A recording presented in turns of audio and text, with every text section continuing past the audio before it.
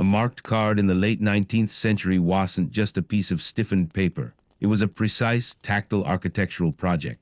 To the untrained eye, the back of a bicycle playing card was a mesmerizing, uniform labyrinth of red or blue scrollwork. But to the mechanic, the professional gambler, whose livelihood depended on the turn of a card, that scrollwork was a map. A tiny shading on a cherub's wing, a microscopic thickening of a vine's leaf, or a slight roughening of the paper's edge that could only be felt by a thumb calloused in a specific way. These were the details that built empires in the dust. The Wild West wasn't won by the fastest gun. It was rented by the man who knew that the jack of spades had a slightly wider hip than the jack of clubs. Welcome to Dulled History, where we scrape away the Hollywood varnish to reveal the cracked, dusty, and unglamorous reality of the past. Tonight, we aren't engaging in high-noon shootouts or dramatic bank robberies. We are going to work. We are stepping behind the baize-covered tables of a frontier gambling hell to understand the grind, the chemistry of cheap whiskey, and the mathematics of survival in a world where the house didn't just have an edge, it owned the entire cliff. We are exploring the secret history of the gambling den, from the perspective of the people who kept the candles lit and the cards shuffling while the rest of the world slept. Get comfortable. Adjust your pillows and let the modern world fade. The electric hum of your appliances is replaced by the sputter of a coal oil lamp. The air conditioning is gone, replaced by the heavy, stagnant heat of a crowded room in the high desert. You are about to pull the graveyard shift in a town that hasn't yet made it onto a map. The year is 1878. The location is a boomtown clinging to the side of a gulch in the Nevada Territory, a place that smells perpetually of sulfur, wet pine, and raw sewage. It is 3 in the morning, the dead hours, though in a mining camp, the concept of day and night is purely theoretical. The mines run 24 hours a day in 3 shifts, which means the town does too. You are standing behind the high, polished rail of the Faro Bank, the centerpiece of the Bucket of Blood saloon. Despite the name, there is no blood on the floor tonight, only a thick carpet of sawdust, peanut shells, and tobacco spit that muffles the heavy tread of hobnailed boots. Your position is that of the dealer, though in the hierarchy of the gambling hall, you are more akin to a stage manager.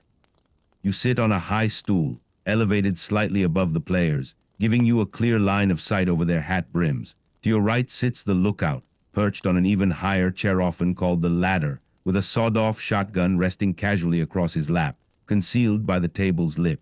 He isn't watching for cheaters among the players so much as he is watching you, ensuring that the house's profits remain the house's profits. The atmosphere is a physical weight.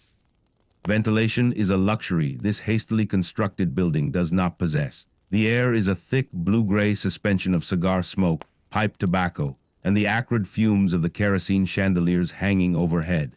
The lamps burn with a steady, hissing roar, consuming oxygen and throwing out a dry, intense heat that keeps a sheen of sweat on everyone's forehead.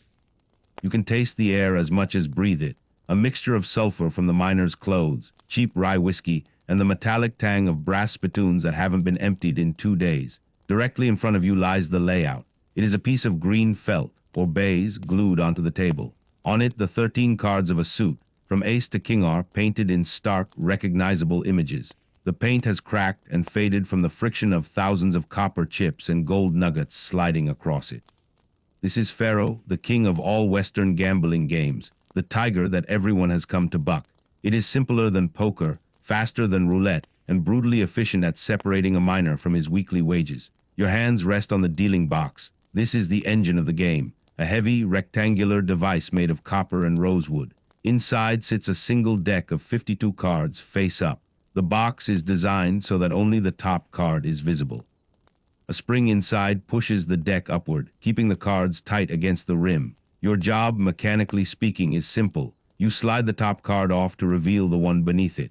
The card you slide off is the loser for the players. The card revealed underneath is the winner. But the box is not just a container. It is a machine of deception. This particular box is a Santel box. The inner front plate, invisible to the players, has been subtly sanded down. When you slide a card, if the edges of the cards have been trimmed a fraction of a millimeter strippers, you can feel the difference. If the cards are marked with a slight texture, you know what is coming before the players do. You don't cheat on every hand. That would cause a riot. You cheat only when the case is heavy, when the bets on the layout outweigh the risk of detection. The soundscape of the den is a rhythmic drone. There is the click-clack of the casekeeper to your left. This is a device like an abacus, with 4 rows of wooden beads on a wire frame.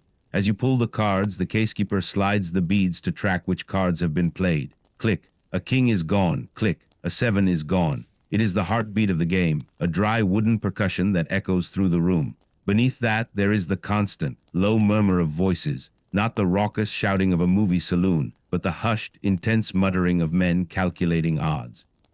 Gambling here is serious business, a somber liturgy performed by men who spend their days swinging pickaxes in the dark. The players leaning against your table are a study in geology and exhaustion. There is a Cornish miner, his skin pale from working underground, his eyes rimmed with coal dust that soap couldn't reach. He wears a heavy canvas coat and smells of blasting powder. He bets cautiously, placing small pinches of gold dust on the queen. Beside him stands a teamster, smelling of mule sweat and leather, who bets with reckless aggression, slapping silver dollars down on the high cards. They are tired men, seeking a spark of adrenaline to prove they are still alive after a 12-hour shift in the suffocating dark of the drifts. You watch their hands. You have to. In a game of faro, the players bet against the house, and they will cheat you just as quickly as you would cheat them.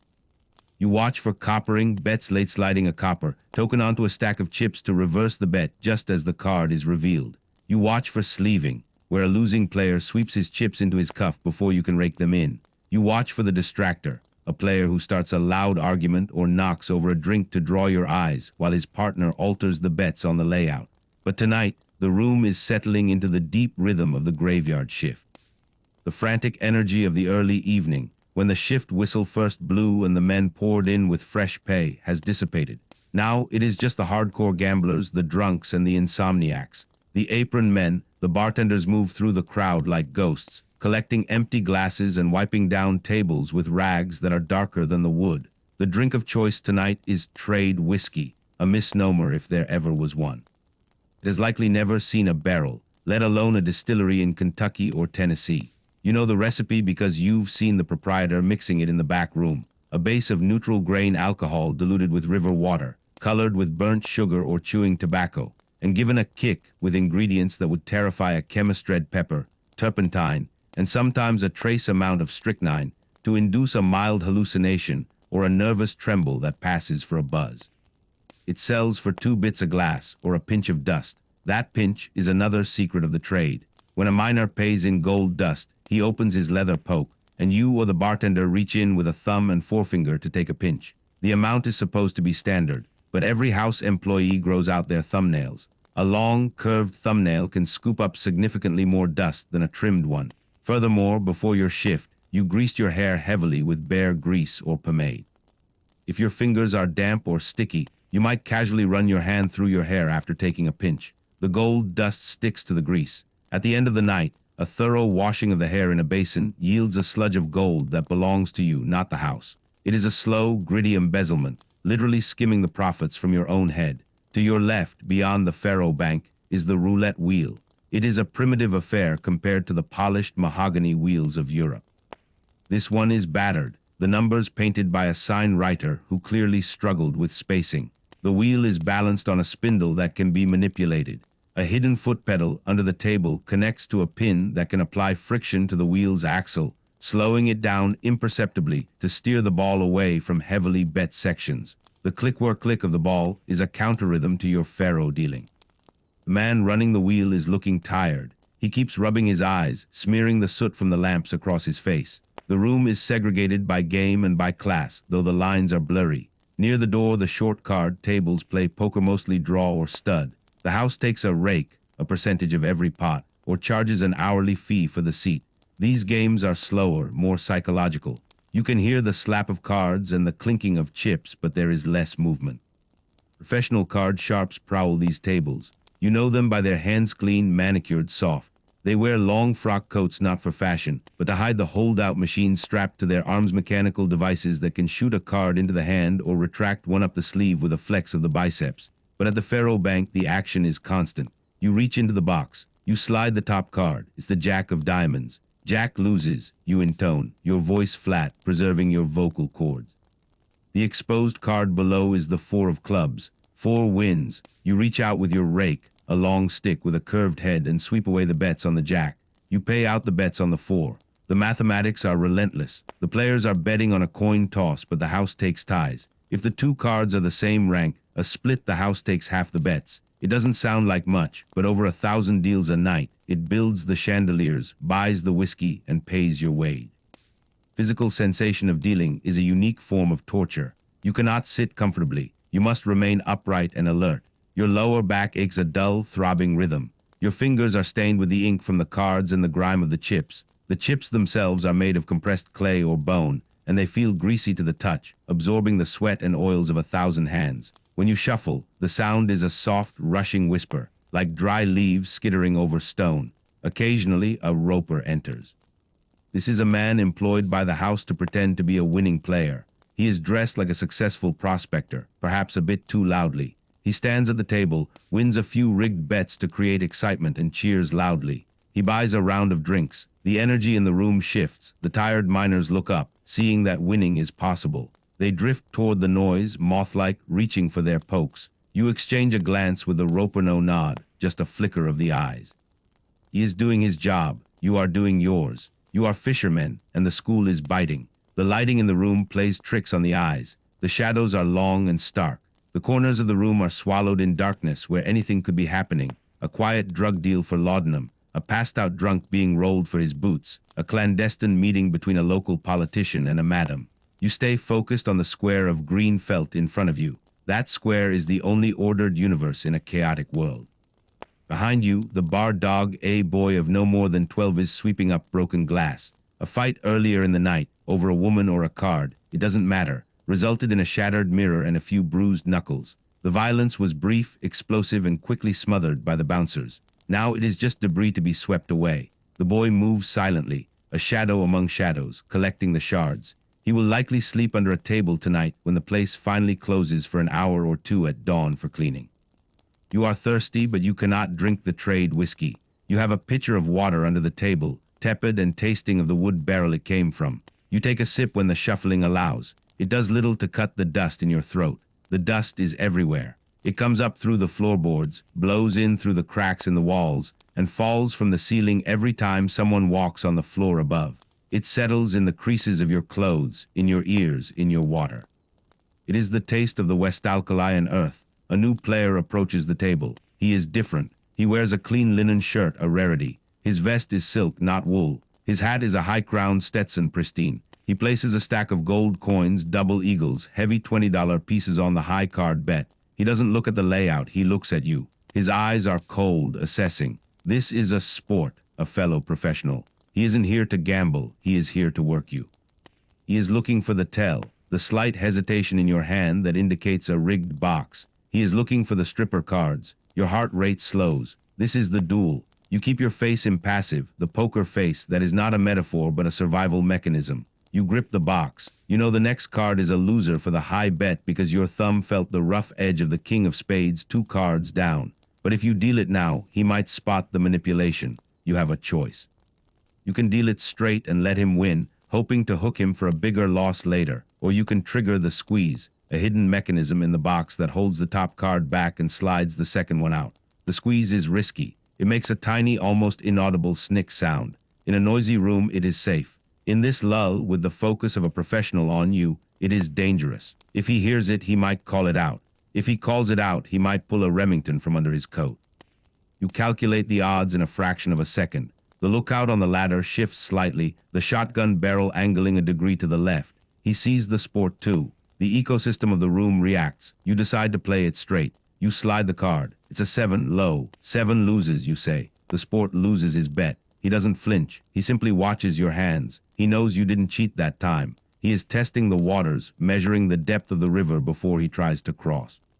He places another stack. This psychological warfare is the true nature of the gambling den. It isn't about luck. Luck is for the tourists. It is about information. Who knows what the deck holds? Who knows who is armed? Who knows which drink is drugged? The house is a fortress of information asymmetry. You know the cards are stripped. You know the whiskey is watered. You know the clock on the wall is set 10 minutes slow to keep men playing longer.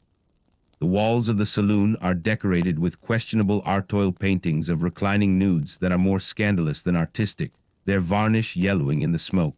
A mounted buffalo head stares glassily from above the bar, its fur moth-eaten, a dusty relic of a herd that is already vanishing. These decorations are part of the illusion, the veneer of civilization and luxury pasted over a rough-cut lumber frame. They tell the miner that he is a gentleman of leisure, enjoying a night at the club, rather than a laborer throwing his life away in a wooden shack. As the hour creeps toward 4, the fatigue begins to change the room. The conversation dies down to monosyllables. The movements of the players become heavier, less coordinated. This is the danger time for you. Exhaustion makes you sloppy. If your thumb slips on the box, if you reveal 2 cards at once, the spell is broken. You have to maintain the precision of a surgeon while your body screams for sleep. You focus on the sensory details to stay awake. The scratch of wool against your wrist, the smell of stale beer, the throbbing heat of the lamp above your head. You notice the boots of the men standing at the rail. Worn leather, caked with dry mud, some held together with twine. These boots tell the story of the town. There are the heavy, steel-toed boots of the deep rock miners, the high-heeled boots of the cowboys who drove cattle up from Texas, the polished dress shoes of the town lawyer who is losing his client's retainer fee on the queen. The floor is a democracy of footwear, all standing in the same sawdust, all waiting for the same turn of the card. The casekeeper yawns, a wide, jaw-cracking expression of boredom. He spins a bead on the wire idly. He has seen 1,000,000 kings lose and 1,000,000 aces win.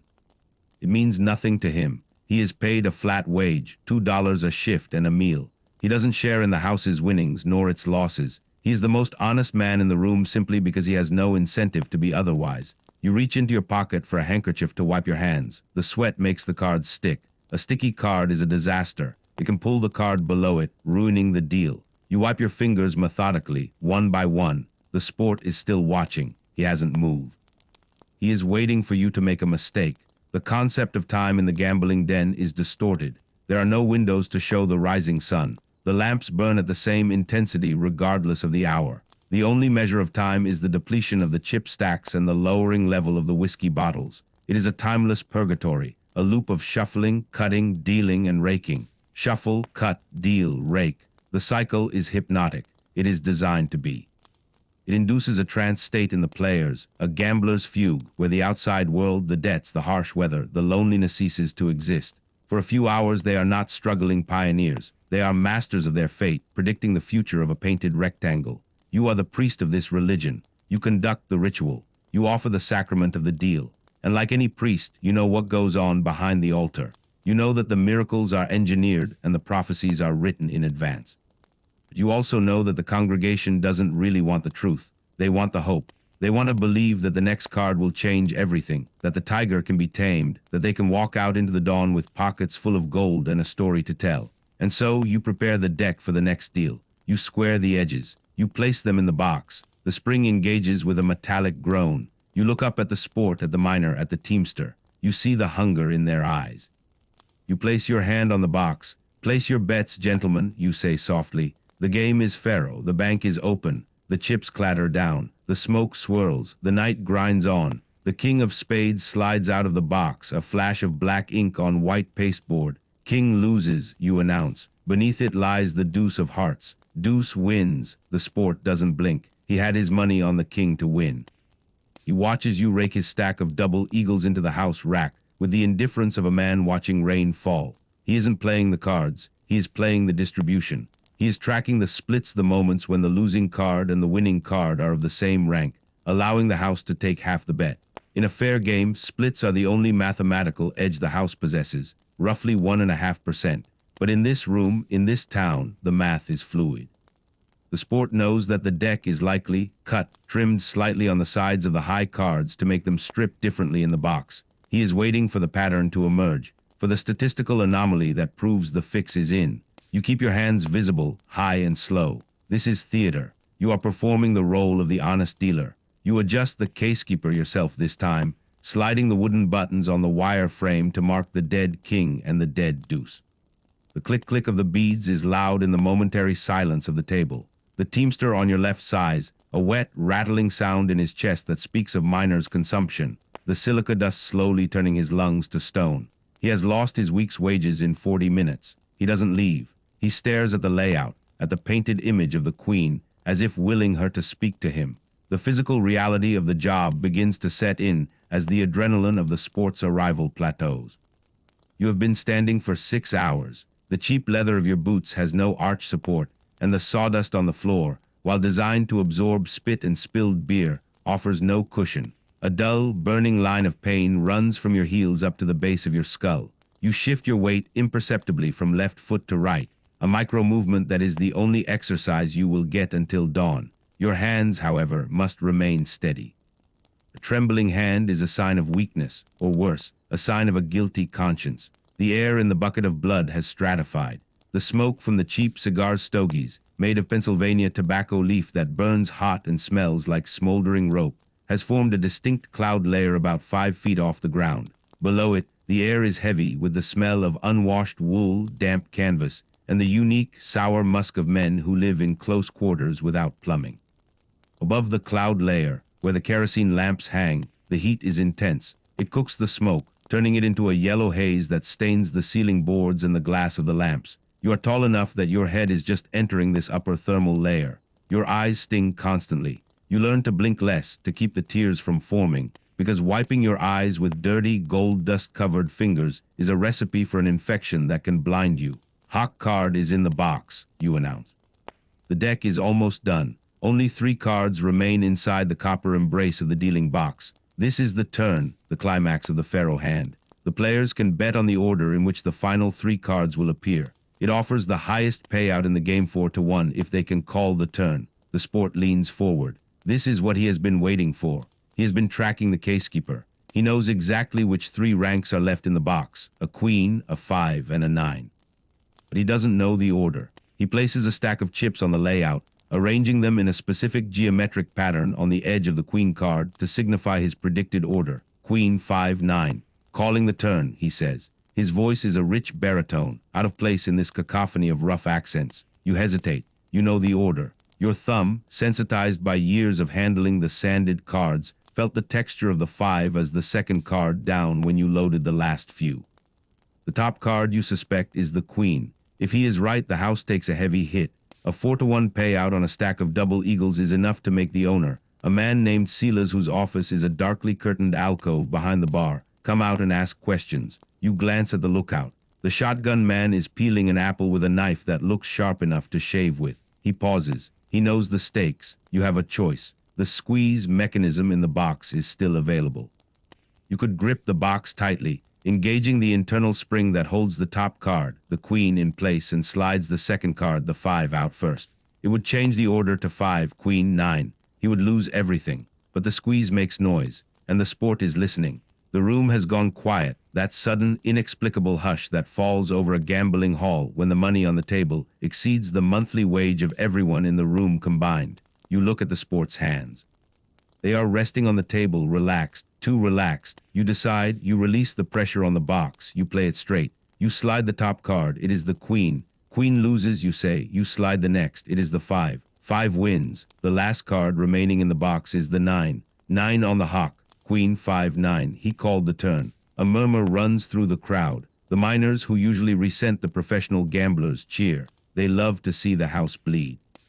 Validates their own losses, makes them feel part of a noble struggle against the machine. You count out the payout. Your hands move with mechanical precision, stacking the gold coins in towers of 20. You slide the massive pile across the green felt. The sport doesn't smile. He nods once, acknowledging the transaction. He knows you could have squeezed him. He knows you didn't. A silent contract has been signed between you. He will play for a while longer. He will give some of it back, and he won't shoot you.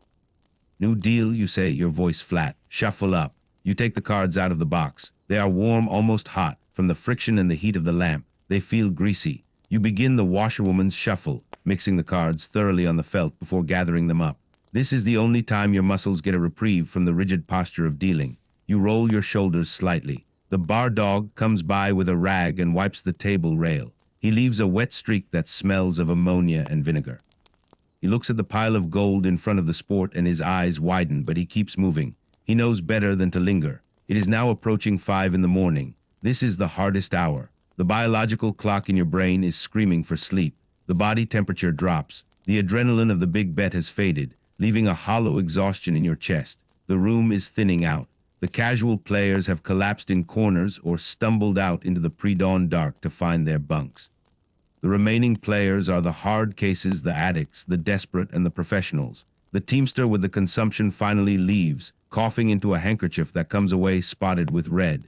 He has no money left for a bed, so he will likely curl up in the livery stable with his mules. The heat of the animals will keep him alive. You signal the floor manager for a break. He nods, checking his pocket watch. You have 10 minutes.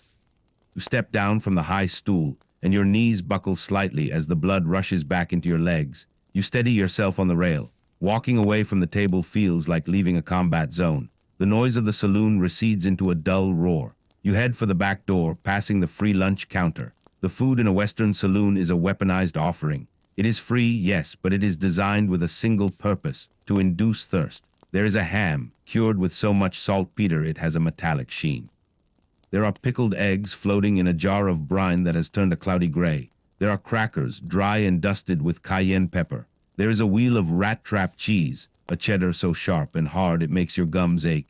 You ignore the food for now and push through the back door into the alley. The cold hits you like a physical blow. The temperature inside was near 80 degrees. Outside, in the high desert altitude, it is near freezing. The air is thin and shockingly clear. It smells of sagebrush and ozone, scrubbing the smoke from your lungs. You take a deep breath and it hurts, a sharp, clean pain. The alley is a narrow strip of mud between the saloon and the general store. It is littered with empty bottles, broken crates, and the frozen refuse of the town. A stray dog, mangy and shivering, watches you from behind a barrel. You ignore it. You are here to relieve yourself and to reset your eyes. You look up. The sky is a deep, bruised purple, the stars beginning to fade as the sun threatens the eastern horizon. The silhouette of the mountains is jagged and black, like a torn edge of the world. Up on the hillside, you can see the lights of the stamp mill. It never stops. The heavy thud-thud-thud of the stamps crushing quartz ore echoes down the canyon, a rhythmic heartbeat that underpins the entire existence of this settlement. Men are up there right now, breathing dust that cuts like glass, feeding rock into the crushers to find the gold that ends up on your table. You look at your hands in the dim light. The gold dust and grease have worked into the whorls of your fingerprints, turning them into intricate gilded maps. You rub your thumb against your forefinger. The callus there is thick, a pad of dead skin that allows you to feel the difference between a stripper and a square card. It is a deformity of the trade, a modification of the body for the purpose of deception. You go back inside. The heat wraps around you again, instantly cloying. You stop at the lunch counter. You are not hungry, but you need fuel. You take a sardine sandwich, a single, oily fish on a piece of stale bread. You eat it in 2 bites. The salt burns your tongue. You wash it down with a glass of water from the barrel, checking first for wigglers, mosquito larvae. The water is clear enough. Back at the table, the sport is still there. He has built a small fortress out of his chips. He is shuffling them, the stacks rising and falling in his hands with a fluid, liquid motion. He looks fresh, as if he just woke up. Perhaps he did. Perhaps he is a vampire who feeds on probability instead of blood. The game resumes. The rhythm reestablishes itself. Soda card, you say, flipping the top card of the new deck face up. It is the 7 of clubs. The soda card doesn't count. It is just the burn card to expose the first pair. The first valid card is the Jack of Hearts. Jack loses. The next is the 3 of spades. 3 wins. The rhythm is faster now. You want to get through the deck. You want the sun to come up. A new character enters the orbit of the table. She is one of the hurdy-gurdy girls, women employed by the house to dance with the minors for $1 a ticket and to encourage them to buy drinks.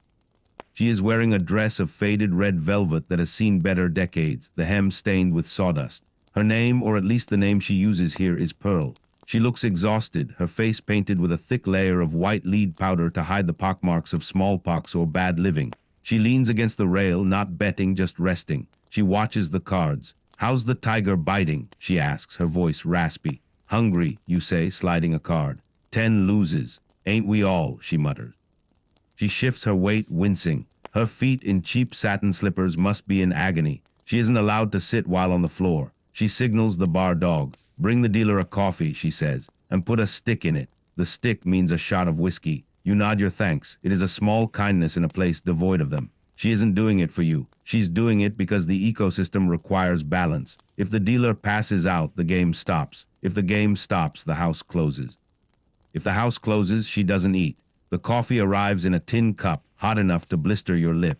It tastes of chicory and burnt beans, but the whiskey cuts the bitterness. The caffeine hits your bloodstream like a spark in dry tinder. Your vision sharpens. The edges of the cards seem more defined. The sun begins to rise. You can't see it directly, but you can feel it. The light leaking through the cracks in the walls changes from gray to a dusty gold. The mood in the room shifts.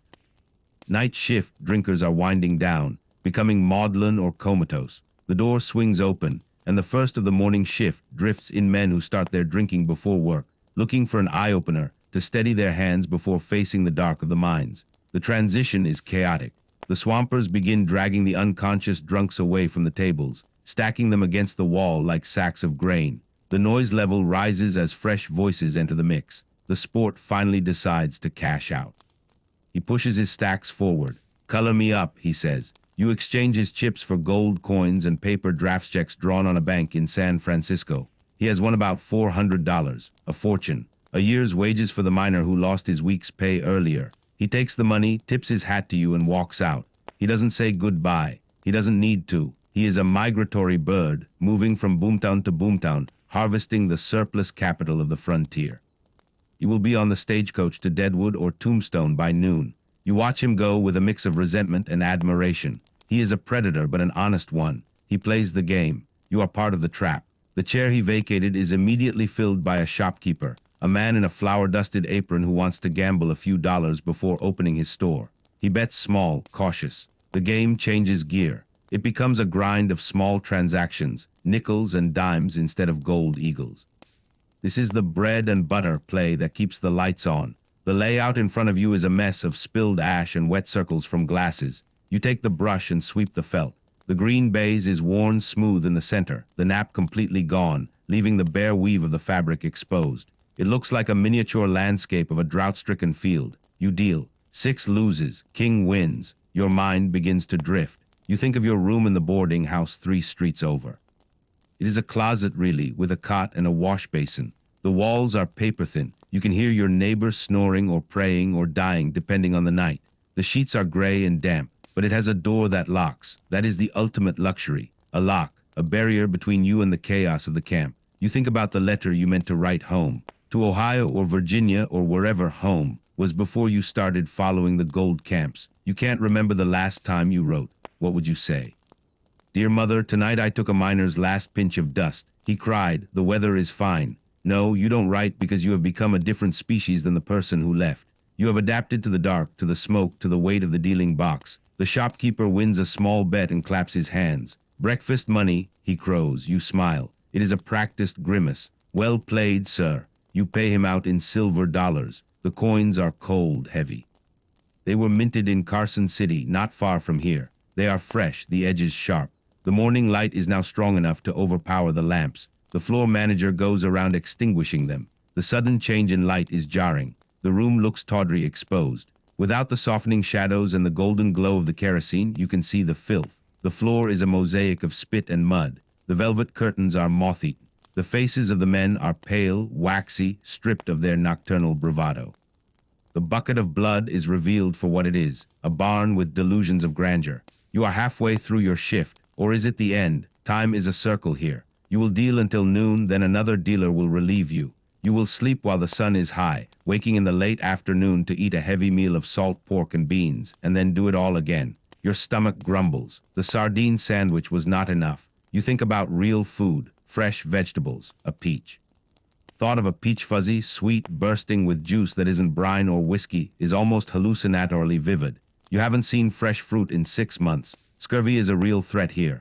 Men lose their teeth not from bar fights, but from the diet of bread and bacon. You make a mental note to buy a potato from the grocer and eat it raw. It's an old miner's trick. It tastes like wet earth, but it keeps your gums from bleeding.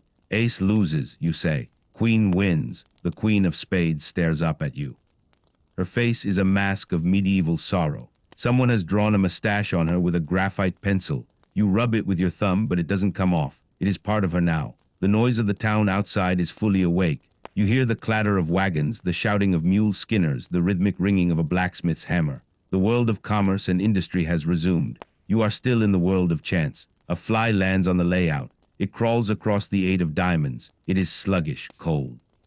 You flick it away. The dealer's trance descends again. You stop thinking in words. You think in pictures, in numbers. 2 queens gone, 3 eights gone. Casekeeper shows the odds. Squeeze the box. No, play it straight. Watch the hands, watch the sleeves. You are a machine made of meat and bone, processing probability for a wage of $5 a day. The door opens again. A shaft of sunlight cuts through the gloom, illuminating the dust motes dancing in the air. They look like gold dust suspending in the atmosphere. For a second, the entire room looks like it is filled with gold. Then the door closes and it is just dust again. Place your bets, you say. The game goes on. The shopkeeper bets his breakfast money on the ace. You slide the card. It is the ace. Ace loses. The shopkeeper sighs, the air going out of him. He turns and leaves hungry. You rake the silver dollars back into the rack. They clink against each other, a sound like small bells. The house always wins, and you are the house. The morning drags on, heavy and bright. The cards slide. The beads click. The day has begun. But for you, the long night never really ends. It just changes lighting. The sun at high noon in a mining camp is not a source of warmth. It is an interrogation lamp. It beats down on the corrugated iron roofs and canvas tents with a relentless hammering pressure that seems to vibrate the air itself. Inside the bucket of blood, the transition is complete. The vampires of the night shift have retreated to their coffins, replaced by the daywalkers' men who treat gambling not as a desperate communion with fate, but as a casual diversion between business deals. The atmosphere has shifted from a cathedral of chance to a noisy marketplace. The hushed reverence of the 4:00 a.m. faro game is gone, replaced by the loud, brash laughter of men selling mining claims and mules. You are standing at the rail, your spine fused into a single aching column of calcium. You have been dealing for 8 hours straight. The dealer's cramp in your right hand, the one that grips the box, has turned your fingers into a claw. You have to consciously command them to uncurl. The skin on your fingertips feels sanded down, sensitive to the slightest breeze, yet numb to deep pressure. It is a paradoxical neuropathy, the specific injury of the card sharp. The door behind the bar swings open, and your relief enters. His name is Frenchie, though he is from New Orleans and speaks with a drawl that is more Mississippi mud than Parisian silk. He looks disgusting, which is to say he looks well rested. He is shaved, his hair is pomaded into a slick helmet, and he smells of bay rum and talcum powder. To a man who has been marinating in smoke and sweat since sunset, he smells like a dandy. Cashing out the bank, you say, your voice cracking. You haven't spoken in 20 minutes. Frenchie nods, stepping up to the rail. He doesn't look at you, he looks at the rack. The transition of the Faro Bank is a formal military ceremony. You cannot simply walk away. You must prove that the house's money is intact. You count the stacks. Check rack is full. 500 in gold, 200 in silver. Marker debts in the drawer. Frenchie runs a thumb over the gold stack, checking for shavers' coins that have been filed down by thieves. He nods. Box is square. Box is square. You lie. It's the standard greeting. The box is never square. It's just rigged in a way he understands. Go sleep. You look like a corpse that's been dug up twice, Frenchie says, climbing onto the high stool. Stepping away from the table is a physical shock. The support of the rail is gone, and gravity seems to double. Your legs are heavy, blood pooling in your ankles. You walk toward the door, your gait stiff and uneven, like a sailor finding his land legs after a month at sea. You pass the bar. The bartender, the day man, a burly Irishman with forearms like cured ham, slides a small glass of water across the mahogany. You drink it. It's warm, but it washes the taste of the copper box out of your mouth. You push through the batwing doors and step out onto the boardwalk. The assault on your senses is immediate and violent. The light is blinding, a white-hot glare that bounces off the alkali dust and sears your retinas. You squint, your eyes watering instantly. The noise is a physical wall. The night was quiet, punctuated by specific sounds. The day is a roar. Ore wagons thunder down the main street, their iron-rimmed wheels grinding against the bedrock. Mules bray. An auctioneer is selling a claim on the corner, his voice a rhythmic, shouting chant. A steam whistle from the mine shrieks, signaling a shift change. You are a creature of the dark, exposed. You feel naked without the shadows of the saloon. You pull your hat brim down low, not for style, but to create a portable awning for your eyes. You keep your right hand, your dealing hand, tucked into your coat pocket. This is habit. In the crush of the street, you don't want anyone bumping into it, jamming a finger or crushing the sensitive nerve endings. That hand is your livelihood. You protect it like a violinist protects a Stradivarius. The street is a slurry of commerce. You navigate the boardwalk, dodging a group of Chinese laundrymen carrying baskets of linens, and a pair of speculators in plaid suits arguing about quartz veins. The mud on the street has dried into a hard, rutted crust that twists ankles. The smell is different out here. It's less whiskey and more manure, unwashed bodies, and the sulfuric roast of the smelters. First, you need food. The sardine sandwich from 4 hours ago is a distant memory. You head toward Ma's Chop House, a canvas-walled tent with a wooden false front. It is one of the few places in town that serves something resembling a vegetable. You duck inside. The heat under the canvas is stifling, smelling of boiled cabbage and old grease. You sit at a long communal table, squeezing in between a clerk from the assay office and a silent, bearded prospector who is eating soup with the intensity of a starving wolf. There are no menus. A waiter wiping his hands on a filthy apron looms over you. Stew or steak, he asks. Steak and potatoes, real ones, you say. That's 4 bits. It's extortionate 50 cents for a lunch, but you pay it. You slide a silver $half onto the oilcloth. The steak arrives. It is trail beef tough, stringy, and fried in lard until it is gray. It tastes of the iron skillet and the wood smoke. But the potatoes are real. They are boiled, sitting in a pool of watery gravy. You eat them slowly. The texture of the potato is soft and yielding, a stark contrast to the hard edges of the chips and the box you've been handling all night. You eat the skins and all. The nutrients are in the skin, or so the camp doctor says. You chew the tough meat, your jaw muscles working hard. It is fuel, nothing more. As you eat, you listen to the conversation around you. It is the news of the camp. Did you hear about the cave-in on the 400 level? Yeah, 2 Cornishmen gone, not even digging them out. Silver is down an eighth in San Francisco. New shipment of girls coming in on the stage tomorrow. This is the pulse of the town. You listen not because you care, but because it affects the table. A cave-in means the miners will be somber and drink heavily, but bet less. A drop in silver prices means the speculators will be tight. A new shipment of girls means the saloon will be packed, but the money will go to the dance floor, not the faro bank. You are constantly calculating the macroeconomics of vice. You finish the meal and wipe your plate with a piece of sourdough biscuit. You leave a dime for the waiter. It ensures that next time, you might get a piece of meat with less gristle. Back on the street, you head for your boarding house. It is located on the upslope side of town, slightly away from the worst of the sewage runoff, but still close enough to hear the constant gunfire of the stamp mills. The boarding house is a 2-story clapboard structure that leans precariously to the left, as if trying to dodge a punch. The landlady, Mrs. Gable, is sweeping the porch. She is a widow of the mines, a woman made of rawhide and suspicion. She watches you approach. Afternoon, Mr. Dealer, she says. She knows your profession. She charges you extra for it. Rent's due on Tuesday, don't forget. I won't, you say. You touch your hat. You climb the stairs. The wood groans under your boots.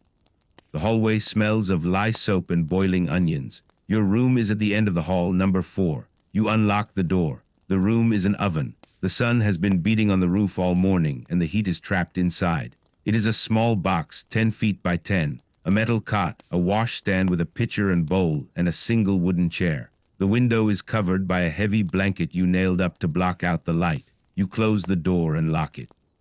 Then you engage the secondary lock, a wooden wedge you kick under the door. Privacy is the only luxury you truly own. Now begins the ritual of maintenance. You strip off your coat, your vest, your tie. The collar of your shirt is stained yellow with sweat and dust. You pour water from the pitcher into the bowl. It is tepid. You wash your face, scrubbing the oil from your pores. You wash your ears, digging out the fine grit that settles there. But the most important part is the hands. You sit on the edge of the bed and examine them in the dim light. They are your tools. You take a small bottle of glycerine and rosewater from your kit.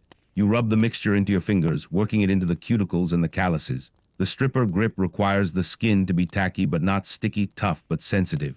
If your hands crack or blister, you cannot feel the sanded cards. You cannot deal seconds. You become an honest dealer, and honest dealers don't last long in this town. You take a fine file and smooth the edge of your thumbnail. It must be kept at a specific length, long enough to nick a card if you need to mark it during play, but short enough not to click against the box. You inspect the shiner, ring on your pinky, a simple silver band with a polished flat surface. You can use it to catch the reflection of the card as you deal if the lighting is right. You polish it with your shirt tail. Maintenance complete. You strip down to your underclothes. The sheets on the cot are rough cotton, smelling of lavender sachets Mrs. Gable uses to mask the scent of the previous tenant.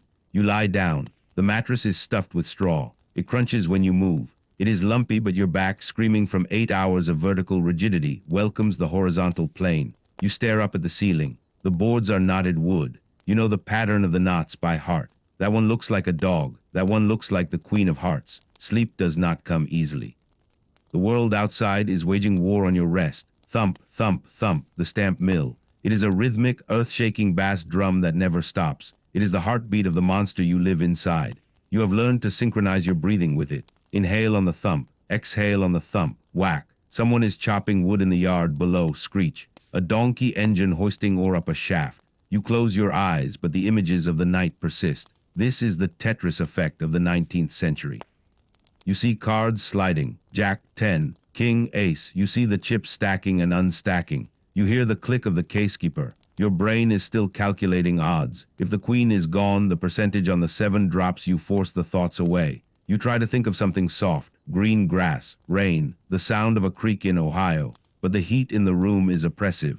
You are sweating while lying still. You kick the sheet off. A fly trapped in the room with you buzzes angrily against the dark blanket covering the window. It is a tiny, frantic sound that drills into your ear. You drift into a shallow, fitful doze. It is not deep sleep. It is a series of micronaps interrupted by the environment. In your dream, you are dealing to a table of skeletons. They are betting their own bones. The sport is there, but his face is blank like an egg. He bets a finger. You deal the card. It is a blank card. No suit, no rank. Just white. You wake up with a start. You are thirsty. You reach for the water pitcher and drink directly from it, spilling a little down your chin. The water is warm now, almost hot. You check your pocket watch on the chair. It is 2:30 p.m. You have slept for perhaps 90 minutes. You groan and roll over, burying your face in the pillow to muffle the sound of the world. You need 4 hours, just 4 hours to reset the neural pathways. The afternoon drags on. The angle of the sun changes and the heat in the room intensifies before it breaks. The sounds outside shift. The heavy wagons of the morning give way to the lighter traffic of the afternoon. The schoolhouse bell rings, a sharp, clear tone that cuts through the industrial noise. Children, a species you rarely see. They live in the daylight world, the world of lessons and futures. You live in the probability world, the world of now. You lie there halfway between wakefulness and oblivion, and you think about the crossroad. Every gambler thinks about it. The one big score. The night when the suckers are rich and the house limits are lifted. The night you can skim enough dust to buy a ticket out. Where would you go? San Francisco? Too crowded. Denver? Too cold. Maybe Mexico. You've heard stories of heavy silver games in Mexico City. Warm nights, cheap tequila. But you know it's a lie. You wouldn't leave. You are addicted to the action as much as the players are. Not the gambling itself. You know the math too well to gamble, but the control. The feeling of the box. The secret knowledge of the marked deck. Being the one person in the room who knows what is going to happen next. It is a god complex purchased for $5 a day. Around 4:00 p.m., the temperature in the room finally begins to drop. The sun has moved past the peak of the roof. The shadows are lengthening. The stamp mill rhythm seems to soften, or perhaps you are just more numb to it. You finally fall into a deeper sleep. The cards stop sliding behind your eyes. The noise fades. You are out. Bang, a door slams down the hall, someone shouting. I told you no credit, Mrs. Gable's voice, shrill and piercing. You wake up again. 5:15 p.m., it's over. The sleep is done. You feel groggy, a heavy pressure behind your eyes. Your mouth tastes like felt. You sit up on the edge of the bed. Your back is stiff. Your hands are swollen from the heat. You flex them. Open, close, open, close. You have to get up. You have to eat. You have to prepare. The shift starts at 8:00 p.m., but you need to be there early to prep the surgery, check the decks, grease the box, get the lay of the land from the floor manager. You stand up and stretch. Your joints pop a series of small gunshots in the quiet room. You walk to the washstand. You splash the remaining water on your face. It has gathered dust sitting there all afternoon, so you are essentially washing your face with mud. It wakes you up. You begin to dress, fresh shirt. You own 3, you rotate them. You attach the celluloid collar. It is stiff and rubs against your neck, creating a permanent red ring of irritation. You tie your cravat. You put on the vest. You check your reflection in the small, cracked mirror. You look pale. The miner's pallor is catching up to you. You look like a man who lives in a cave, which in a way you do. You reach into your kit and take out a small tin of Rouge Stage makeup. You rub a tiny amount onto your cheeks, just enough to look healthy, just enough to look like you haven't been dead for 3 years. You put on your coat. You slide the holdout, pistol a double-barreled Derringer into your vest pocket. You hope you never have to use it, but a dealer without a gun is just a target. You unlock the door. You step out into the hallway. The smell of cabbage has been replaced by the smell of boiling beef. Dinner time at the boarding house. You skip it. You can't eat heavy before a shift, it makes you sluggish. You need coffee. You walk down the stairs and out onto the porch. The sun is setting. The sky is a riot of orange and violet, a bruised, beautiful masterpiece that no one in the town has time to admire. The air is cooling rapidly. The Washoe Zephyr, the evening wind, is picking up, kicking dust devils down the street.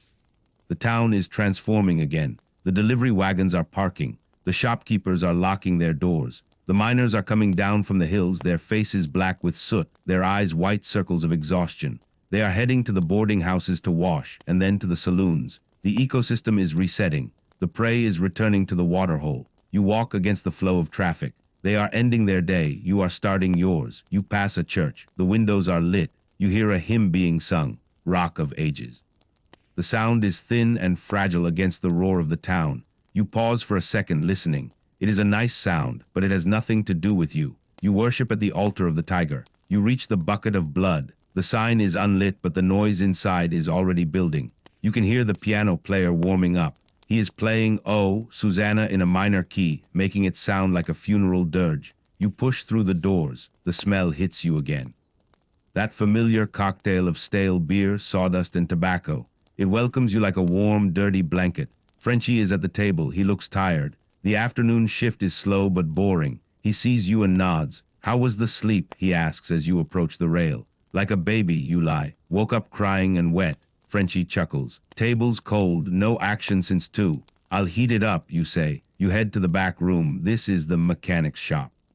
It is a small storage room where the house keeps the reserve supplies. Cases of whiskey, boxes of cigars, and the cards. You open a fresh crate of bicycle decks. You take out 6 decks. You sit at a small workbench under a strong lamp. This is the most important part of your day. The prep. You open the packs. You check the seals. You take out the aces. You run your thumb along the edges. They are factory sharp, too sharp. You take a piece of fine sandpaper. You give the edges of the high cards, kings, queens, jacks, a single light pass, just enough to take the burr off, just enough so that when they are in the box, they slide a fraction of a second faster than the low cards. You reseal the packs. You put a tiny dab of glue on the stamp so it looks untouched. This is your edge. This is your insurance. You check the sanded box. You take a specialized Tula small metal scraper and clean the front plate. If dirt or wax builds up there, the cards won't strip properly. You apply a microscopic drop of oil to the springs. You are a craftsman. This is your art. It is an art of invisible fractions and hidden mechanics. You put the cards in the box in your pockets. You check your hands one last time. Dry, warm, ready. You walk back out to the floor. The piano player has switched to a ragtime tune. The tempo is picking up. The first wave of the night crowd is drifting in. Clean shirts, slicked hair, pockets full of pay. Frenchie slides off the stool. All yours, Professor, he says. You climb up. You settle your boots on the rail. You feel the familiar ache in your lower back return like an old friend. You place the box on the table. You break the seal on the deck you just doctored. Fresh deck, you announce to the empty table. A miner walks up. He slams a silver dollar on the layout, on the jack. Let's see the tiger dance, he says. You look at him. Look at the box, you look at the jack. The tiger is ready, you say. You slide the first card. The night has begun. The noise of the saloon at 9:00 p.m. is a physical substance. It is not just sound, it is pressure. It pushes against your eardrums, vibrates in the hollow of your chest, and rattles the loose boards of the floor. If the graveyard shift was a study in silence and shadows, the primetime shift is a study in chaos management. The bucket of blood has reached its maximum capacity. The air is so thick with tobacco smoke that the far wall is a hazy abstraction, the mounted buffalo head visible only as a dark, looming silhouette. You are inside the machine now. The dealer's trance has descended, but it is different from the hypnotic fugue of the early morning. This is a high-speed processing state. Your hands move independently of your conscious thought. You slide the card, jack. You rake the chips. You pay the winners. You slide the next card, 4. The rhythm is faster, dictated by the frenetic energy of the crowd. The players at the rail are 3 deep. They press against each other, a wall of wool, denim, and sweat. Those in the front row are the players. Those behind are the bettors on the shoulder, reaching over to place chips on the layout, shouting instructions, breathing their excitement and their whiskey fumes down the necks of the men seated on the high stools. You have to watch 20 hands at once. You have to track the bets that are coppered, betting to lose, and the bets that are open, betting to win. You have to ensure that a sleeve doesn't brush a stack of gold dust off the table, and that a finger doesn't suddenly shift a chip from the 8 to the 7 after the card is revealed. To your left, the casekeeper man named Elias, who has the dour, pinched face of a mortician, is snapping the beads on the abacus frame with the speed of a telegraph operator. Click-clack, click-clack. The sound cuts through the roar of conversation, a dry, percussive skeleton beat that underpins the melody of the room. Elias doesn't look at the players. He looks only at the cards emerging from your box. He is the recorder of history, the keeper of the dead cards. His frame tells the players what remains in the deck, the cases that are still alive. A young man pushes his way to the front of the rail. He is a greenhorn, likely fresh off the stagecoach from the east. You can tell by his hat a bowler, stiff and dusty, not yet broken in by the elements, and by the way he holds his money. He clutches a leather wallet in both hands, close to his chest.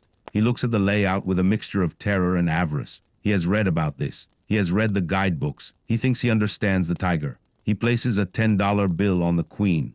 It is a crisp, new bank note, likely issued by a bank in Philadelphia. It looks alien against the dirty green felt and the piles of battered silver coins. Queen to win, he announces, his voice cracking slightly. You don't look at his face, you look at his money. Paper plays, you say, your voice a flat baritone that carries under the noise. You slide the card. It is the 6 of diamonds. 6 loses. The card beneath is the Queen of Hearts. Queen wins. The greenhorn lets out a breath he seems to have been holding since he left the Mississippi River. You pay him. You place 10 silver dollars on top of his bill. The weight of the silver presses the paper down. He smiles. He thinks it is easy. He thinks he is lucky. You know the truth. You just hooked him. The first win is the deadliest poison in the gambling hall. If he had lost, he might have walked away stinging but solvent. Now he believes he has the touch. He will stay. He will play until the leather wallet is flat. You didn't even have to rig the box. Probability did the work for you.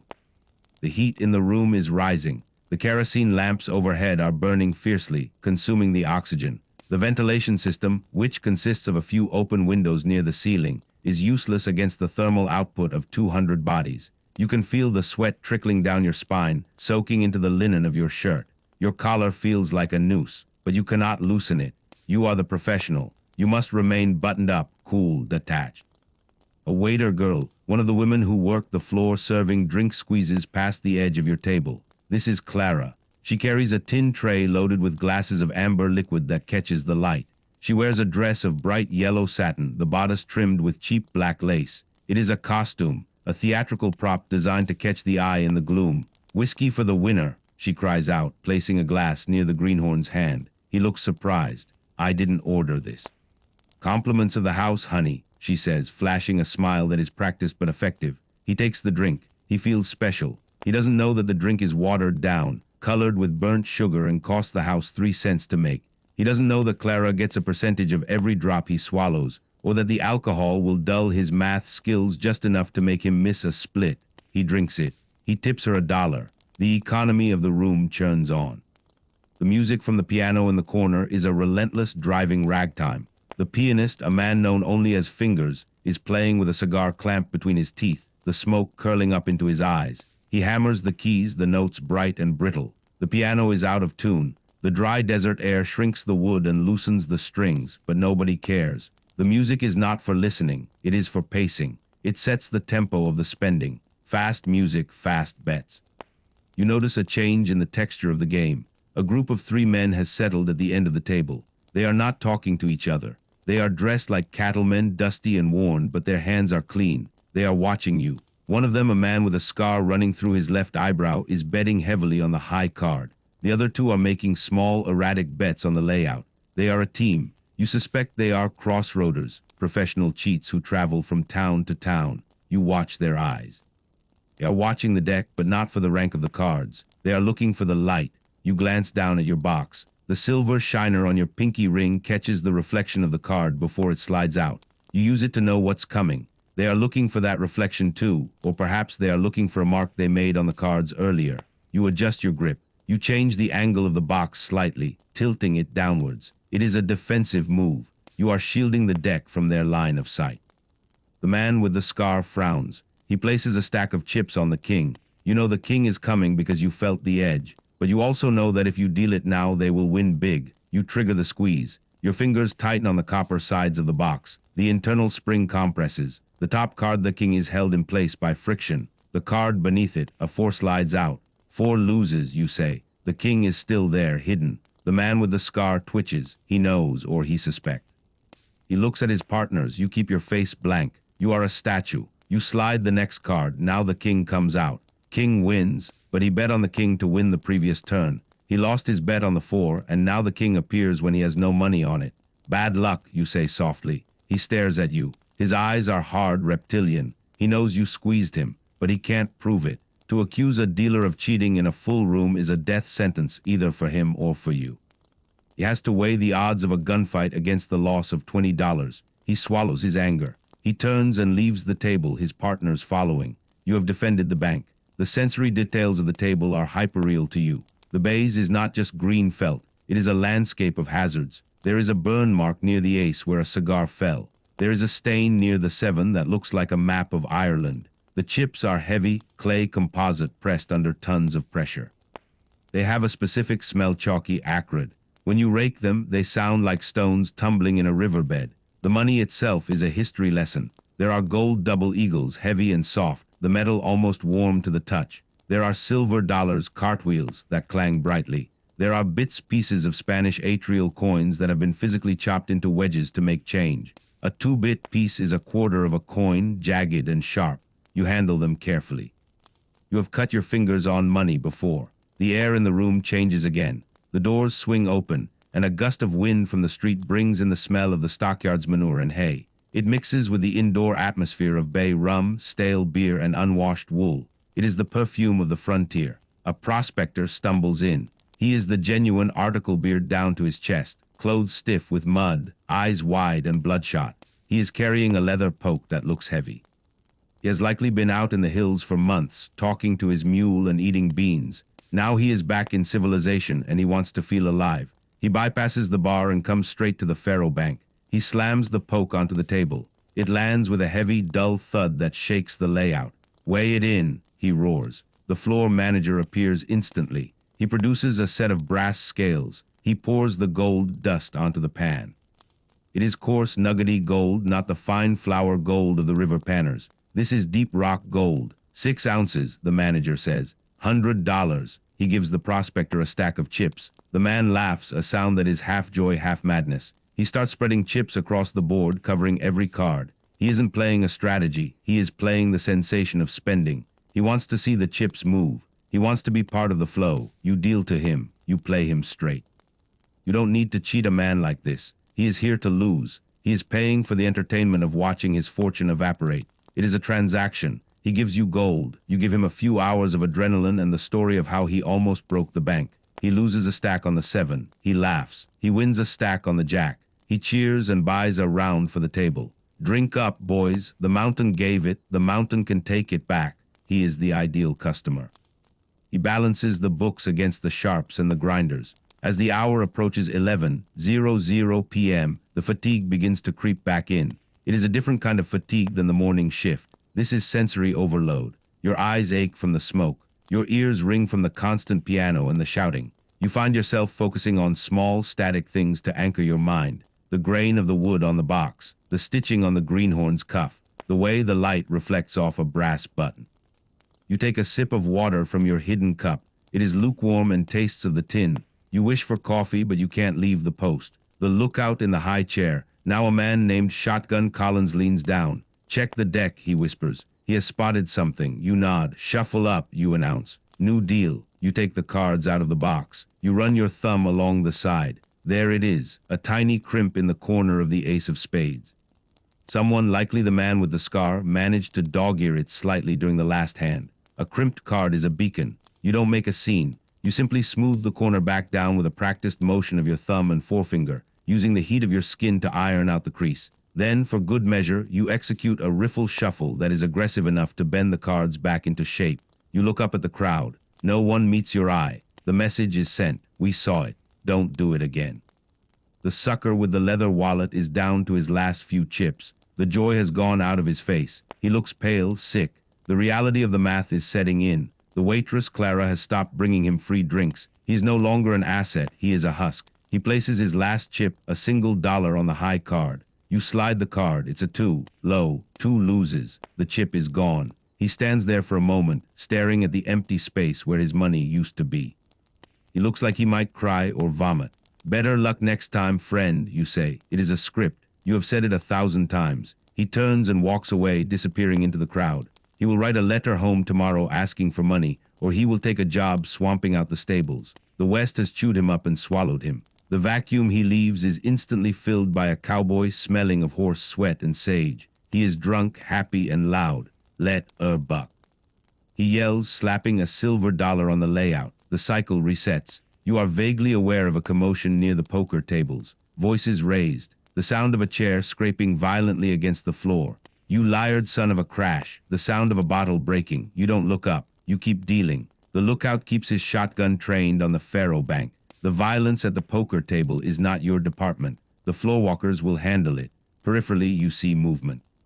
2 large men in aprons. The bouncers converge on the disturbance. There is a scuffle, a grunt of pain, and then the sound of the back door being kicked open. Someone is thrown out into the mud. The door slams shut. The piano player never missed a note.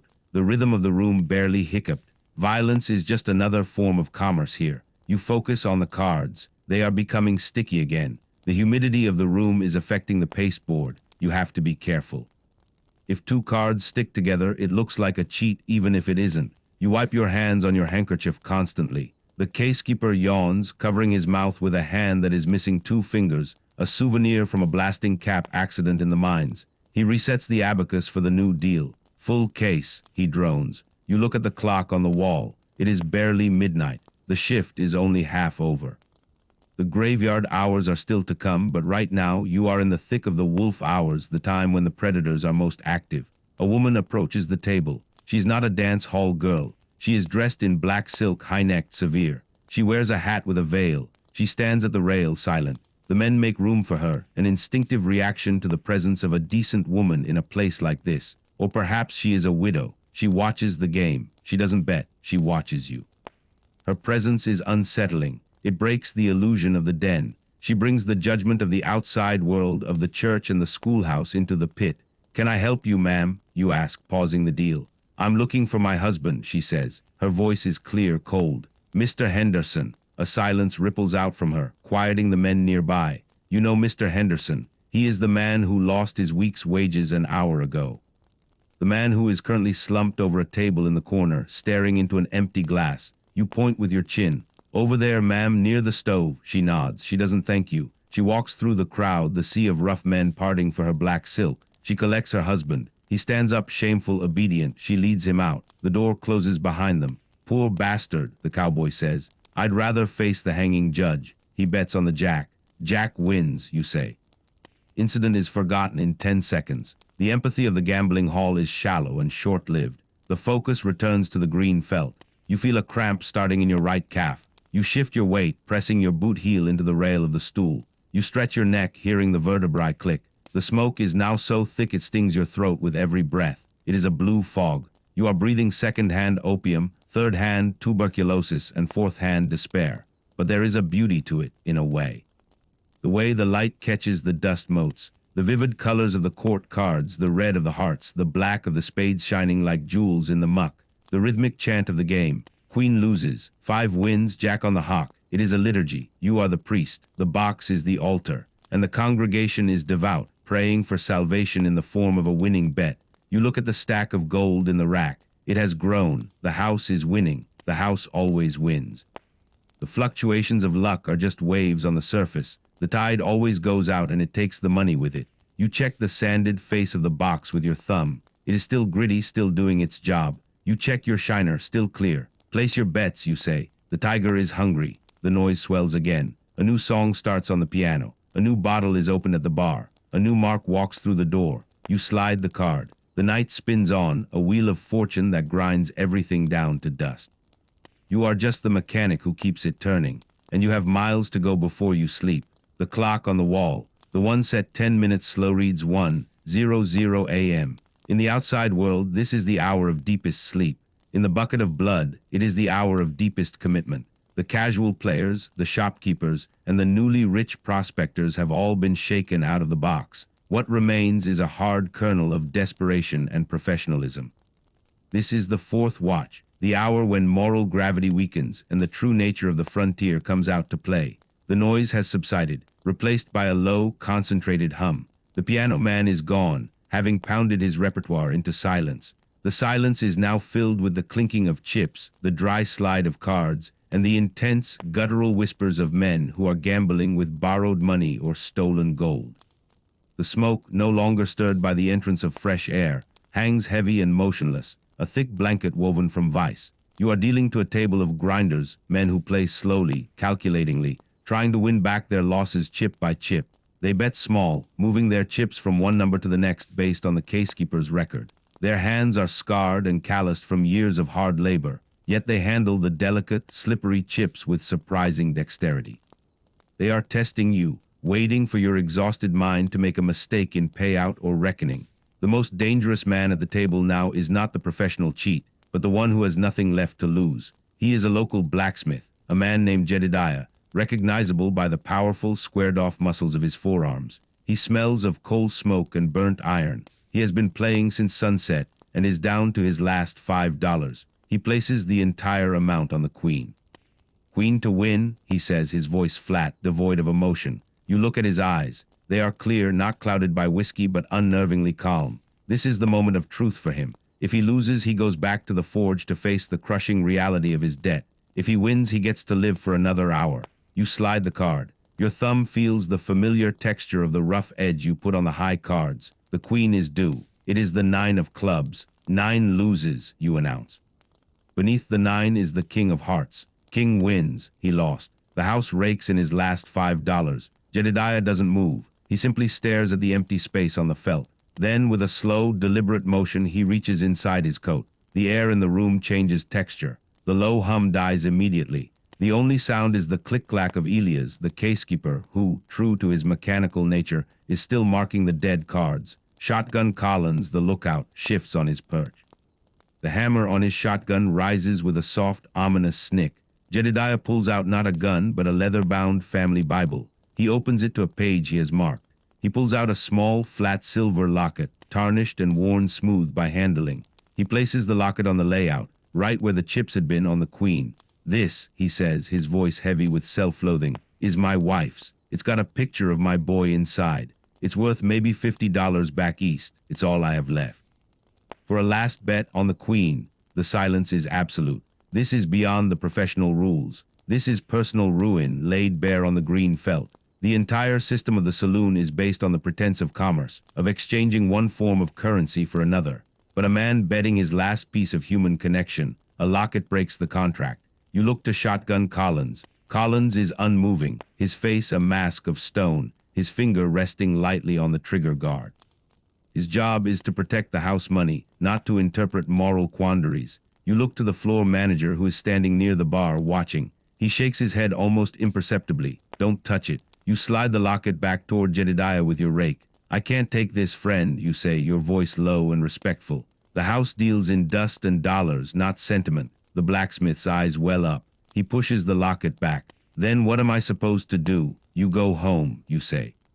You go back to your fire. You have a trade. You have a family. Y'all make it back. It is the only truth you can offer him. It is a reprieve granted not from kindness, but from the realization that taking the locket would turn the game into a theater of shame that even the drunks would recoil from. It would poison the well. Jedediah stares at you for a long moment, tears tracking clean paths through the soot on his cheeks. Then he nods once. He scoops up the locket, tucks the Bible back inside his coat, and slowly walks out, his massive shadow disappearing through the doors. The click of the hammer on Shotgun's gun lowers, and the air is released from the tension. The humming noise of the saloon resumes slowly, cautiously. A moment of real human drama has been absorbed and forgotten. The tension has woken you up completely. You are hyper-alert now. The adrenaline surge from the near conflict has sharpened your focus. You deal with flawless precision. Jack loses, queen wins. You rake the chips. Your hands move with the confidence of an expert.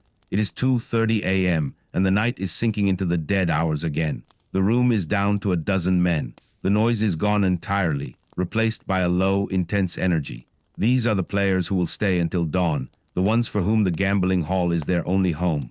They are a mixture of the truly desperate and the quietly rich men who have no job to report to, no family waiting. They are citizens of the night. The conversation that drifts to your ears is about mining, specifically about the difference between salting a claim and actual gold. Salting is the art of deception, of taking a shotgun shell filled with gold dust and firing it into a worthless quartz vein to make it look rich. The art is making the gold dust look natural. The conversation is not about ethics. It is about technique. It is the language of your world, the careful construction of a profitable illusion. They talk about salting claims, you talk about salting decks. It is the same trade. You need to use the washroom. This is a logistical nightmare. You cannot leave the bank unattended. You signal Frenchie your relief, who is now playing cards in the corner. He rises, stretches, and walks over. 15 seconds, you mutter. He nods. He stands behind the rail, his hands hovering over the box, ready to take over if anyone challenges the pause. You walk through the back. The washroom is an outhouse built onto the rear of the building, a narrow, unventilated stall that smells violently of quicklime and ammonia. It is colder than the saloon, but warmer than the outside air. The filth is indescribable. You perform the necessary functions as quickly as possible, holding your breath. On your way back, you pause by the kitchen area, a primitive set of iron stoves and chopping blocks. The bar dog, the 12-year-old, is asleep on a pile of flour sacks. He is curled up, using a worn coat as a pillow. He is thin, his face smudged with soot. He is part of the machinery of the house, invisible labor exchanged for a bed and scraps. He will wake up in an hour to start cleaning up the night's detritus. You pass him silently. You take a handful of ice from the cooler, not for drinking, but for your face. You press the melting water to your temples. The cold shock stings and brings the blood rushing back to your brain. It is a temporary, artificial wake-up call. You return to the bank. Frenchie slides away. The colonel's running hot, he whispers, indicating an elderly man in a velvet smoking jacket at the end of the table. He's been hitting the low card all night. The colonel is a professional gambler, a remnant of the pre-Civil War gambling halls of New Orleans. He wears a diamond stickpin in his cravat, and his hands are smooth, almost feminine.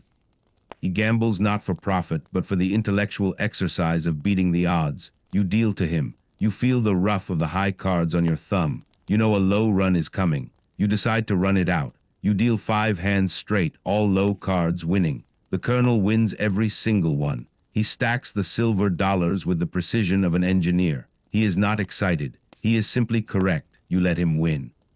He keeps the table honest, convincing the other grinders that the game is legitimate. The house can afford to lose a few hundred to a pro. It is an investment in the illusion. At 3:45 a.m., the first sign of the outside world breaking the spell appears. You hear the far-off whistle of the early morning freight train heading toward the coast. It is a mournful, solitary sound that speaks of distance and escape. It reminds everyone that there is a world beyond the sawdust and the smoke. The colonel stands up. He has won $300. He gives you a small, tired smile. "Thank you for the game, sir," he says. He taps his cane on the floor once, a sound like a starting pistol. He gathers his money and leaves, moving with the quiet dignity of a man who knows he is a dinosaur. The last hour is the battle of attrition. The remaining players are now betting out of habit, their eyes unfocused, their movements slow. They are chasing losses that are psychologically massive but physically small, $20 losses that represent the failure of their dream. You are fighting the urge to lean on the table, to rest your aching back. You deal slowly, deliberately, making no mistakes. You count the payouts twice. Sloppy math is a great way to start a gunfight in the morning. You watch one of the last men, a young man who works as a stable hand, lose his final dollar on the jack. He has no emotional response. He simply nods, turns, and walks out the door into the pre-dawn darkness, leaving behind a faint scent of hay and horse manure. His loss is complete. He will have nothing to eat but oats for the next week. The room is almost empty. Elias, the casekeeper, is now asleep in his chair, his head resting on the abacus frame. The clatter of the beads is silenced. The house is winding down. The bar dog starts sweeping up the debris. the broken peanut shells, the cigar butts, the muddy tracks.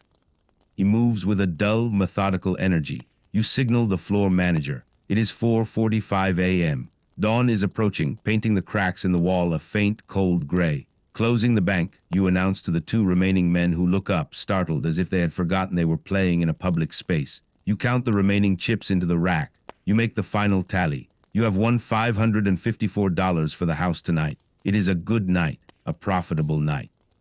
A night built on the precision of your thumb and the failure of other men's resolve. You step down from the high stool. Your feet tingle with a painful rush of blood. You grab your coat. You walk toward the back, past the rows of empty chairs and the overturned spittoons. You open the back door. The air is cold, damp, and cleansing. The stars are gone. The sky is turning a pale, pearly color, the color of an oyster shell. You walk down the alley. You don't head straight for the boarding house.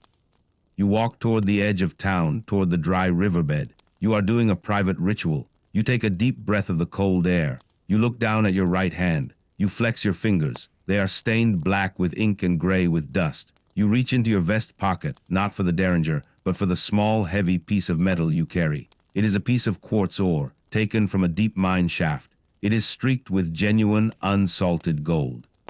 It is not valuable less than $1's worth, but it is real. You hold the rock. It is cold and heavy. You look at it. This is the truth of the town. This is why you are all here. The gold, hard, tangible, undeceptive. You drop the rock back into your pocket. You don't want to forget what the reality looks like. You turn around and start walking back toward the boarding house. The sound of the stamp mill is still there, muted now, a distant mechanical heartbeat. The smell of frying bacon drifts from the cook shanties. The miners are waking up to start their day. You climb the stairs to your room. You unlock the door. The heat of the day before has dissipated. The room is now cold. You don't light the lamp. You strip off your clothes in the dark, the sounds of the town muffled by the closed door. You crawl under the rough sheets. The mattress crunches. You feel the cold in your bones. You lie there, waiting for the cards to stop sliding in your mind. You think about the blacksmith's locket. You think about the colonel's silent professionalism. You think about the taste of the warm, dusty water. The exhaustion is total. The kind of exhaustion that is not a weariness of the body, but a profound fatigue of the spirit. You are weary of the deception, of the smoke, of the constant vigilance. You close your eyes. The last thought you have is of the sun. It is rising outside, a clean, honest ball of fire, but you won't see it. You are a creature of the dark. You are the mechanic of the night, and your day is just beginning to end. You drift into a deep, dreamless void, a final surrender to the black silence. You are asleep. The world will keep spinning. The stamp mill will keep pounding. And when you wake up, the cards will be waiting. The tiger never sleeps, and neither can its keepers. The late morning of the next day begins not with light, but with the cold intrusion of routine. You are jarred awake not by an alarm, but by the relentless, rhythmic scrape of a shovel. It is the bar dog, his shift starting. He is outside, shoveling the night's muck and frozen mud from the walkway and the area near the outhouse. The sound is a monotonous, grating rhythm that drills through the walls of the boarding house. You open your eyes. The room is dim, the heavy blanket nailed over the window effective in blocking the sun, but not the noise. You feel heavy, as if your internal organs have turned to lead. The deep, heavy exhaustion of the previous day is gone, replaced by the dull, persistent soreness of a body that has been held rigidly for too long. Your neck is stiff, your lower back aches, and the fingertips on your right hand still burn with that odd, sensitive pain. You check your watch. 1:00 p.m. You have achieved 4 hours of sleep. It will have to suffice. The routine of the frontier demands it. Your body is a machine, and you are simply performing the maintenance required to get it through another 16-hour cycle. You rise and perform the morning ablutions. The water in the pitcher is icy cold from the night's chill. You plunge your face into it. The shock is immediate and brutal, forcing air into your lungs. It clears the residual smoke from your sinuses. You scrub your teeth with a stiff brush made of hog bristle and a powder made of baking soda and powdered chalk. Scrapes your gums, a necessary minor pain to combat the inevitable dental decay of a diet based on tough meat and starch. The moment you are dressed, the psychological shift begins. You put on the uniform of the professional, the stiff collar, the polished boots, the vest. You are no longer the exhausted man on the straw mattress. You are the dealer. You are preparing to re-enter the illusion. You check the derringer in your pocket. The cold steel is comforting, a concrete reality in a world of illusion. You skip lunch, opting instead for a cup of strong black coffee at a small Chinese laundry down the street. The coffee is bitter, brewed in a sock, but it is hot, and the owner, a man who knows better than to ask questions, serves it with a small piece of candied ginger. The spice is a countershock to the cold and the residual fatigue. The laundry is quiet, smelling of lye and steam, a brief oasis of clean air and measured, industrious work.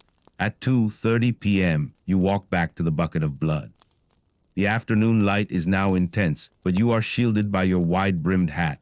The town is quiet, the activity focused on commerce and logistics. You enter the saloon. Frenchie is dealing faro, his manner crisp and precise. The afternoon crowd is still light, mostly businessmen and a few off-duty soldiers from the nearby fort. The game is slow, methodical. Frenchie sees you and nods. You don't take over yet. You go to the back room for your final prep. The floor manager, Silas, the owner, is in his curtained alcove, counting cash and tallying markers, IOUs left by men who played with credit.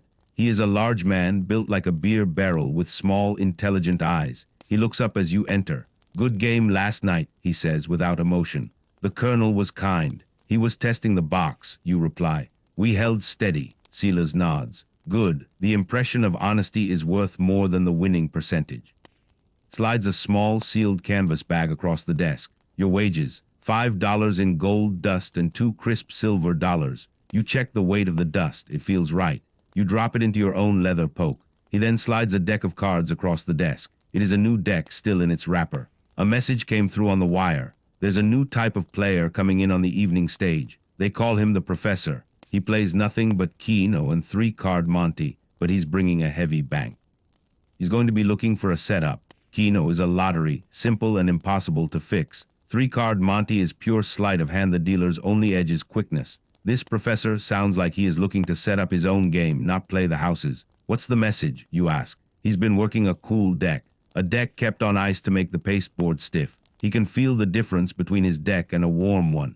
He'll try to swap his deck into a house game. Silas opens the new deck. He spreads the cards. "Your job is to make sure our decks feel cool too. Keep them dry, keep them stiff. No humidity, no stickiness." You are given a small sealed tin box. It contains a fine white dry powder, talcum and chalk. Rub the hands, rub the deck, keep the feel consistent, and watch the cuts. A professional will swap a deck during the cut. This is the life of the dealer. Constant, innovative defense. Every new trick requires a new countermeasure. You take your position at the faro bank. Frenchie slides off the stool. "Any change?" he asks. "Just a cold front coming in," you reply, tapping the tin box of powder. You assume the stool. The felt is cool beneath your hands. You pick up the house deck. You take a pinch of the chalky powder and rub it onto your fingers, working it into the calluses. The sensation is dry, clean, and oddly soothing. You lightly dust the surface of the deck.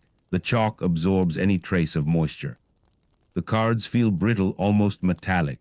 The afternoon game grinds on for another 2 hours. It is quiet. The stakes are low. You spend the time studying the layout, not the cards. You look for the microscopic marks you made on the backs of the high cards the day before. They are still there, a tiny shaving of the paper that only your fingertips can detect. This is your foundation. At 5:00 p.m., the light in the saloon begins to fade, replaced by the yellow glow of the newly lit kerosene lamps. The atmosphere begins to shift again, the volume rising as the miners stream in from the hills. They are shouting, laughing, covered in soot. The air fills with the smell of work and the promise of release. You are about to enter the most challenging 4 hours of the night. You need to prepare your focus. You need to create an invisible wall around your table, excluding the chaos. You perform your mental ritual. You synchronize your breath with the low, grinding sound of the stamp mill outside. Inhale, exhale. The rhythm stabilizes your internal clock.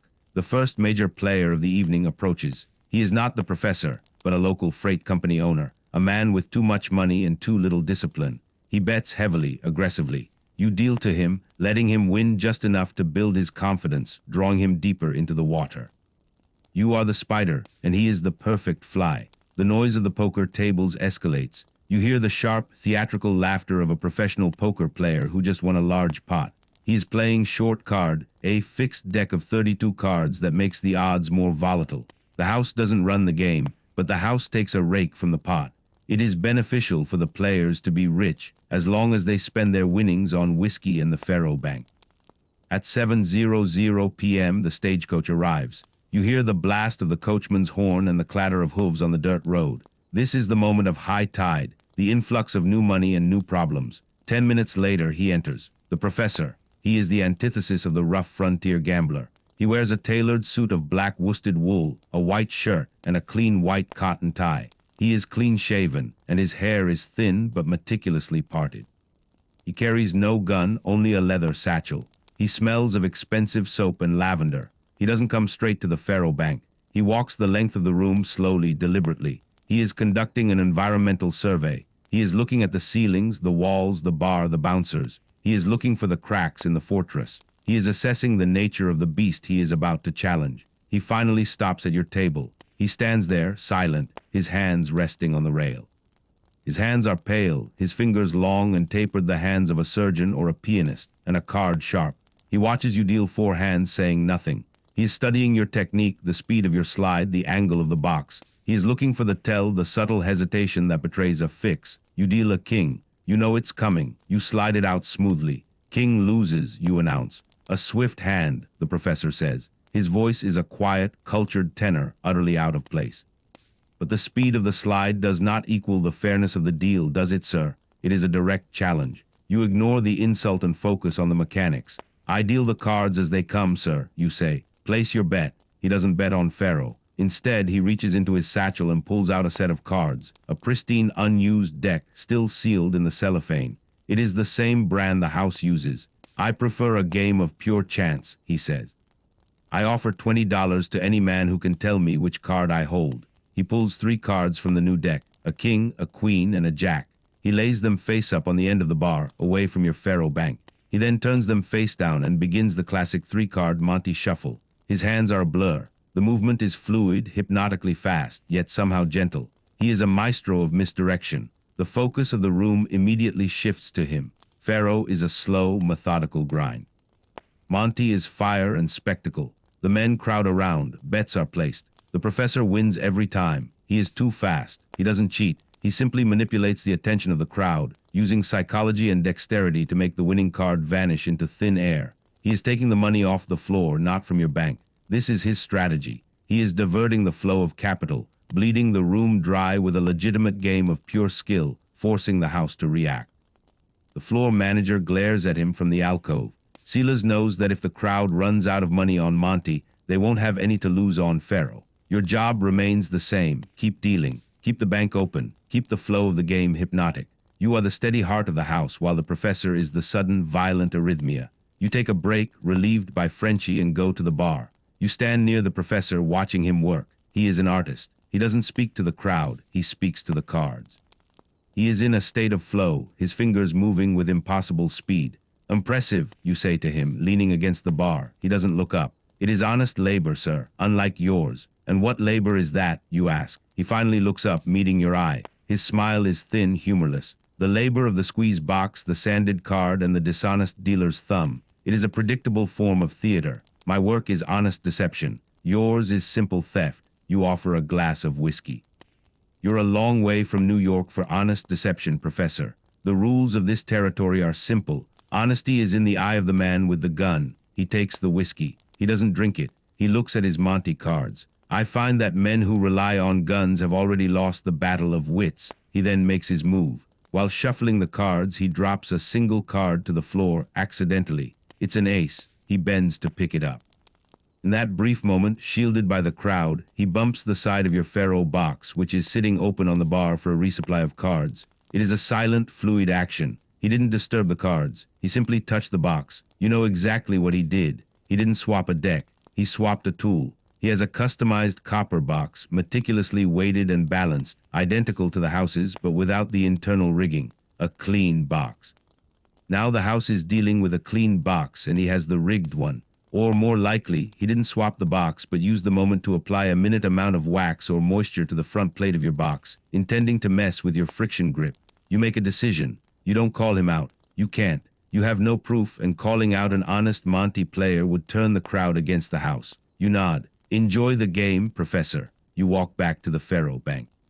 You slide the copper box onto the green felt. You don't inspect it. You pick up the deck and load it. You feel the chalk on your fingertips. The game is on. You begin to deal. You trust your hands. You trust the texture of the chalk dust. You deal straight, relying on the built-in edge of the house, the splits, and the sheer odds of the game. You deal with mechanical, rapid precision. You deal without the aid of the squeeze or the strippers. You deal an honest game, which, in this room, is the ultimate deception. Professor watches you. He sees the speed, the rhythm. He is waiting for you to slow down, to struggle with the loss of your mechanic's advantage. But you don't. You deal with the discipline of a professional who can operate under any condition. You are the dealer. The box, clean or rigged, is just a piece of metal. Your mind is the real machine. The night wears on. The professor loses his edge on the Monte game as the crowd gets drunker and less focused. He collects his money, nods once, and leaves the saloon. He is a professional. He knows when the conditions are no longer favorable. He didn't win the faro bank, but he made his statement. You deal until 5:00 a.m. The last man leaves. The room is silent. The air is cold. The lamps are extinguished one by one. You count the bank. The house is up $300. The loss to the professor's Monte game was minor, absorbed. The fortress held. You reach down and pick up the copper box. You inspect the front plate. There is a faint, slick residue wax. He tried to ruin your friction. You scrape it off with your thumbnail. You tap the inside of the box. The springs snick perfectly. He failed to sabotage your tool. You walk out into the dawn. The sky is an empty, cold blue. The sound of the stamp mill is a tired, slow drumbeat. You walk to the dry creek bed. You stand there for a moment. You are not exhausted, only numb. You are ready to sleep. You look down at your hands. They are dry, chalky, and stained with ink. They smell faintly of gunpowder, oil, and gold dust. They are the hands of a craftsman who works in the dark. You are the keeper of the secrets, the master of the small, profitable fraction.